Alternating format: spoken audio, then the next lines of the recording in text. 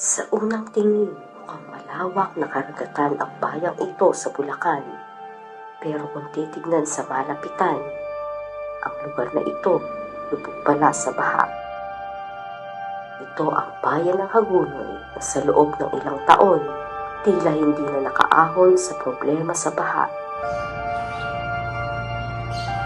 Kung sa ilang lugar humuhupa ang baha ilang araw matapos ang bagyo o ulan, dito hindi na bumababa ang tubig, kaya perwisyo para sa mga residente. Siguro 3 years na tong ganto na hindi halos nawawala yung tubig. Dati kasi pag lumaki, nawawala. Pero nung nitong mga huling taon, pag lumaki, naiiwan to. Hindi na siya nauubos. Mas malala ngayon kasi sa datos namin mahigit 1 meter na yung inilulubog ng Hagonoy kumpara dun sa elevation dati. Dalawa yung reasons kung bakit nagbabaha sa Hagonoy. Una, yung storm runoff galing sa taas na kapag may bagyo dun, yun yung nag-overflow yung Pampanga River kaya bumabaha dito. Yung isa naman, yung tidal flooding namin na nararanasan namin every week na. Ang cycle niya, sa loob ng 15 days, 2 days to 3 days na lang namin na hindi nararanasan yan. Yun yung tidal flooding. Ang reason naman nun is yung nanggagaling siya naman sa Manila Bay. So, pag tumaas yung high tide, umaabot na dito sa mga barangay namin sa Hagonoy. Dahil nga sa hindi humupupang baha, ang mga residente natutunan na lang makibagay. Karaniwan dito sa bahay dito may pump na. Kasi wala kang papasukin ng loob ng bahay habang lumalaki yung tubig. Halos ang naging kasuotan na namin dito yung bota. Iba-ibang klase na nga. Noong una yung maikli lang, yung normal lang na size. Hanggang sa napunta sa hita, hanggang napunta dito sa bewang, hanggang sa naging overall. Sakit sa ulo rin ang transportasyon sa lugar, kaya ang mga residente nag-imbento ng sasakyang baha-proof. Ang tawag nila rito, tikling. Yung tikling, modified siya na tricycle. Siya yung pinataas na tricycle dahil nag-a-adapt kasi yung sasakyan na yun doon sa high tide. So, kaya siya tiyag na tikling dahil matangkad. Compare doon sa ibon na kulay puti. So, yun, doon siya kinuha yung pangalan nun. Dahil nga elevated yung flooring niya tsaka yung makina, nakaka-travel siya doon sa tubig kahit na mataas. Kumpara sa tricycle, ang tikling mas mataas, kaya kaya nitong ragasain ang tubig na hindi nababasa ang mga pasahero. Madali pong masakay. Compare po dun sa mababang pinasanayan po nating tricycle. Hindi na po kasi masyadong nagsasakay sila pagka po malaking tubig. Hindi na po talaga kaya. Sila lang naman nakakabiyahe. Kaya yung mga kargada ng mga tao, saka yung mga papasok, hindi na naabala, nakakasakay kagad. Ang paggawa ng tikling maituturing ng industriya rito sa bayan ng Hagonoy. Ang unang nag-customize nito, si Loreto, o kung tawagin sa lugar, si Machete. Hindi naman kasi ako totally namamasada ng tricycle. Jeep ang pinamamasada ko noon. Kaya nga lang, nung unang kong na-invento yung ganyang mataas, napakiusapan lang ako kung pare ko namamasada ng tricycle. Doon ako nagsimula yung tikling. May kasabihan tayo na necessity is the mother of all invention. There was a necessity, and that this necessity inspired an innovation, and that innovation transpired into this public transport. Pagka biglang laki ng tubig, hindi kami makapaghanap buhay, syempre, hindi kami makapaghanap buhay. Yun ang nararanasan namin dito. Yung ordinary tricycle, di makakaraan kasi minsan hanggang dito sa bewang. Lubog na yung tanke mo, talagang manabela lalo tamka. Nilusog mo yung tricycle mo sa malaking tubig, siguradong mamamatay yung motor mo. Yung ganyang tikling, kahit na malaki, talagang may dadaan mo, may atid mo yung mga pasahero mo.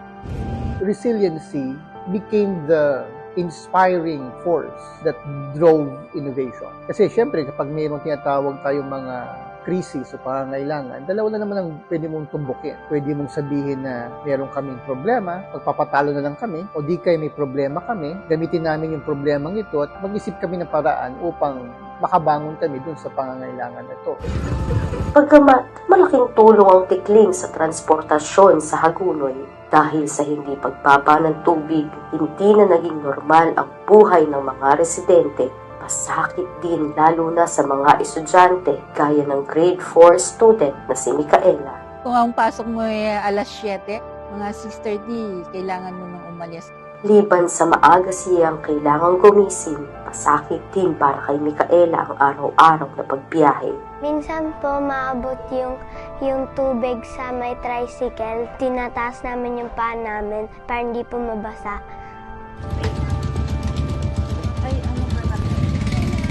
Para sa iba, tila masaya ang pagsakay sa tikling, pero may ibang hindi rito kumpiyansa. Hindi ba kasi, lalo na yung matatanda, hindi naman sumasakay sa tikling. Kasi nga natatakot. Kapag ka po matataas yung dadaanan, delikado po para sa aming mga pasahero kasi po tumataog po yung ganun, hindi po masyadong matibay po yung tikling. Basta po yung maganda po yung paggawa, yung maayos po, para ho ba hindi ho bumabaligtad. Nung unang-una kong ginawa, 6 inches lang, pwede na. Kaso ngayong panahon na ito, sa sobrang laki na, hindi nakakayanin. Kailangan mga 2 feet ang taas sa pinakamababa hanggang 3 feet. Sa edad kong to, baka natatakot ako masyado mataas eh. Oo nga't, malaking tulong ang tikling sa kanilang pang-araw-araw na buhay. Para sa mga residente, hindi ito ang tunay na solusyon sa tila palala ng palala nilang problema sa baha. Yan, pasamantala lang talaga. Pero kung talagang susolusyonan ng bayan ng Hagonoy at susuportahan ng Asaytas, talagang magagawan ng solusyon. Ituloy nila yung proyekto nila para hindi na mahirapan yung mga tao rito sa Hagonoy. Kung ginawa po yung kalsada na yan, hindi po kami babahain dito. Hindi po kami makakaranas ng paggawa ng tikling. Ang problema, ang inaasahang budget para sana sa flood control ng maraming bayan sa Bulacan, kabilang na ang Hagonoy, naipulsa. Matatandaang nitong nakaraang taon na dawit ang mga opisyal ng Department of Public Works and Highways sa kontrobersiya sa maanumalyang flood control budget. Kaya sa taong ito, zero budget ang ahensya. Ayon kay Hagonoy Municipal Engineer Eugene Miguel, ang tanging magagawa lang nila ngayon, temporary solution.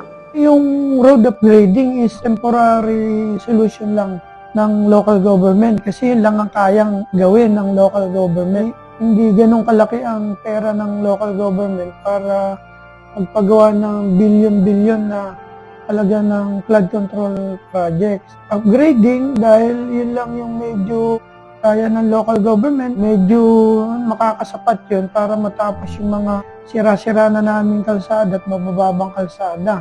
Para yung daily na pamumuhay naman ng mga tao is magtuloy-tuloy yung business, palabas ng Hagonoy, makapasok ng Hagonoy yung mga goods, yung mga paninda and mga kalakal na galing Hagonoy, makalabas sa pamagitan nun. Although temporary lang siya dahil yun yung mga bahayan at yung mga structure naiwan na noong kalsada. So kailangan talaga namin ng tulong ng national government, bukod doon sa expertise ng mga nasa taas, yung mga may specialization sa flood control, meron sila. However, itong local, wala kaming ganun.